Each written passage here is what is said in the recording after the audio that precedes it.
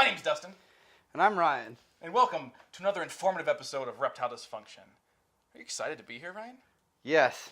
I can feel it. I can feel it. We have an exciting snake today. A new snake, right? Of course. Why would we bring the same Specifically new snake. A specifically new snake that is venomous. Yes. But not very venomous, but it's venomous. But before we get to that, I have some cool art to show off. We've got Matt Patterson. He's got his cool Stone Ridge art studio. Some cool prints here. So he sent us these. This is a musk turtle, and I had to buy this one. I thought it was really well done. He does a lot of work with illustrations and scientific and identity theft. Identity theft artwork? I think he does the pictures before you go He's to like jail. a police sketch artist. Exactly, but with turtles. And he also does stuff with wood turtles, too. Yeah. He sent you this one free. Oh. That's right.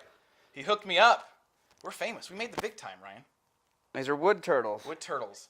Considered to be the most intelligent of all the turtles. Some people think that reptiles are dumb. These guys are known in scientific studies to solve puzzles faster, or mazes faster than rats. By or turtle rodents. intelligence testers. That's right. That's a profession. Turtle. A real profession. Testers. Tit. Not a good profession. Well, Ryan, I think it's time to get straight to the snakes. What do you think? All right, let's do it. Let's do it. All right, here we go. Yahtzee. Ooh. Oh, man, these are cool snakes. These are cool snakes, Ryan. So these are Barron's racers, right? Yeah. Scientific name? Phylodryas baroni. Baroni. So I'm looking at mine, and mine's bigger than yours, Dustin. yours is. It's quite a bit bigger than That's yours. right. So it's Bizarro Day. So what makes you? Does that Phylodryas? Does that mean anything to you? Phylodryas comes from the Greek. For philo basically means love, and that's Philo. And then dryas, probably they're going for plant. There's a couple different meanings, but it probably means this is Barron's, plant-loving. Tree snakes, basically. Snake. That's right. And they are tree snakes. Cool. And in fact, the common name, the Dryophyus genus, or Phylodryas genus, there's 18 snakes 18 species. in that genus. And these are the largest, but they're commonly known as green tree snakes. That's right. That's right. So these guys are found in South America, right? They are found in Central South America, basically south of the Amazon rainforest. Argentina, Bolivia. Paraguay. That's it, guys. That's it. 3 places. So you can find those snakes up in the trees, arboreal species, active during the day, too, mostly. So looking for lizards, mostly. They eat lizards and frogs. And frogs. Yeah. So, and I'm sure rodents and birds and other things, too, but they are known to specifically like lizards and things like that. I found one account of them eating a snake. What snake would that be? Another Barron's racer. Which is kind of weird. They'd never been, at least in scientific literature, had not been found eating any other snakes other than themselves. But I'm sure they probably eat other small. So they found it in the gut? Yeah, I'm sure they killed the snake. Okay. Science! Kill things. See what's inside them. So that snake killed another snake, and then someone came along and killed 2 snakes. It's all about research, information, The technology. circle of murder. The circle of death. Anyway, wow, let's get out of that hole. I don't know how we're going to do that. But this is considered a polymorphic species, right, Ryan? Yes. Which means many forms. Many forms. So you're looking at the 2 snakes that we have. We have a kind of a bluer snake and a greener snake. The male here, this is a male. They're also a year apart, but the male is smaller and blue, and we got a nice traditional classic, if you will, a classic Barron's rat snake there, the big female. So they come in lots of different colors, right? Yeah, the color is not dependent on the sex here. The male, a lot of the males would be classic green. You could have a female that's blue or yellow. Silver. Brown. So these are colubrids, right? So colubrids, there's about 3,000 different species of snakes, and there are 2,000 species of colubrids, correct? So that means they're very successful snakes. Typical snake. Typical.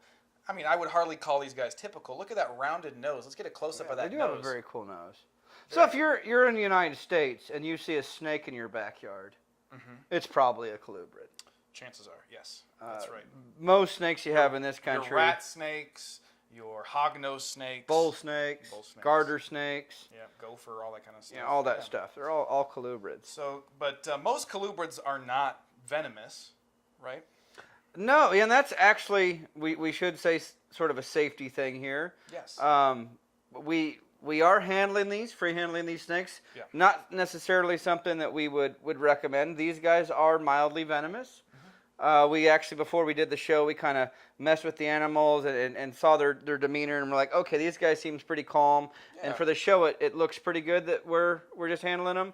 But these guys are mildly venomous, so a bite from these could be just a discomforting thing. Yes. Could be worse. So you really don't want to get bit by venomous And not things. just diarrhea, folks. We're talking about swelling. We're talking about what else? What else kind of things happen to you? You could swell. You could have discomfort, pain. Definitely pain for several days, possibly. Probably anaphylactic reaction would be the worst. Right. So That people would are be- that allergic would to be the certain worst. things. There's hognose snake bites that can end up being pretty bad. So yeah, I mean, hopefully But- you don't get unlucky like that. Let's talk about the difference between a colubrid, as far as these are colubrid venomous snakes, I'm listening. versus like a cobra. Right. Yes. The positioning of those fangs. If you were looking at a cobra, and TV gets it wrong all the time, their fangs are relatively short. They're at the front of the mouth, and they're fixed. They just slightly enlarged teeth with hypodermic needles, and that's where their teeth are. When you're looking at like a rattlesnake or any of the vipers, they've got significantly large. You can see a rattlesnake's fangs. Yeah. They're hinged, and they actually point towards the back of the throat. Yeah. The snake can open its mouth up to about 180 degrees, and those fangs can come all the way out and really inject deeply. These guys are what is known as rear-fanged. Yeah. So their fangs, if you even call them fangs, they're actually usually just slightly enlarged teeth, are clear in the back of the head. Would you call that primitive? Well, but these guys are actually a fairly... it looks like venom was probably the original snakes were venomous. Right. So snakes that, like colubrids, are typically not venomous.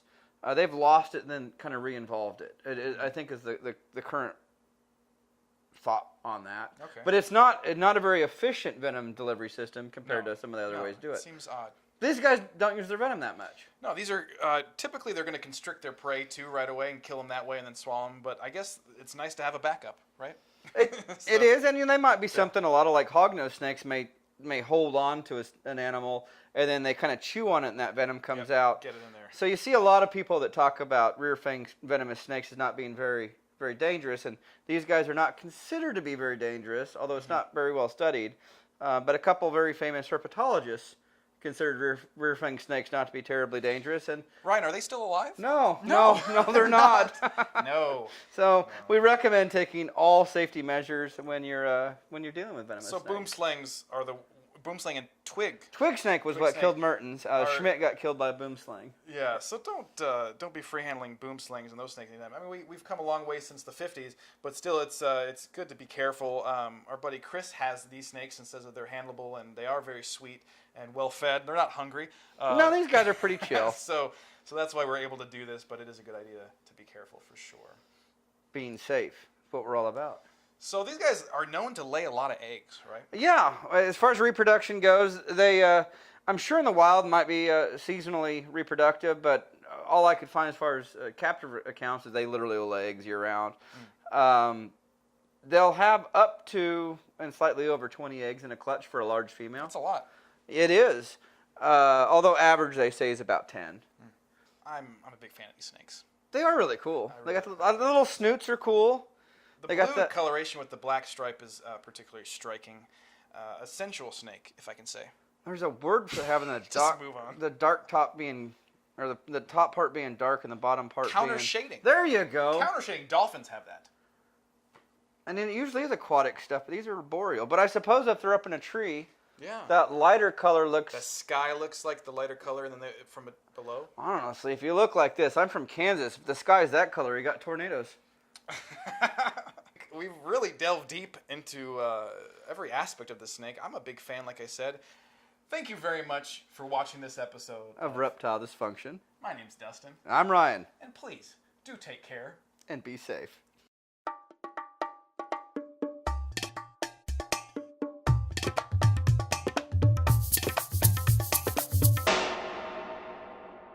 Oh, hey. Can I have your attention for 1 minute? I know you're just about to run off and take a huge runny dump, but my name's Dustin, I'm Ryan. and we're Reptile Dysfunction. You know, if you enjoy our show, maybe you should subscribe or like us. God forbid. support us in some way or shape or form. But if you like to learn about reptiles and you appreciate reptiles, and sometimes the more you learn about them, the more you appreciate them, please give us a subscribe and follow us on Instagram, Facebook, and all that kind of stuff. Thank you, and have a good night. And be safe.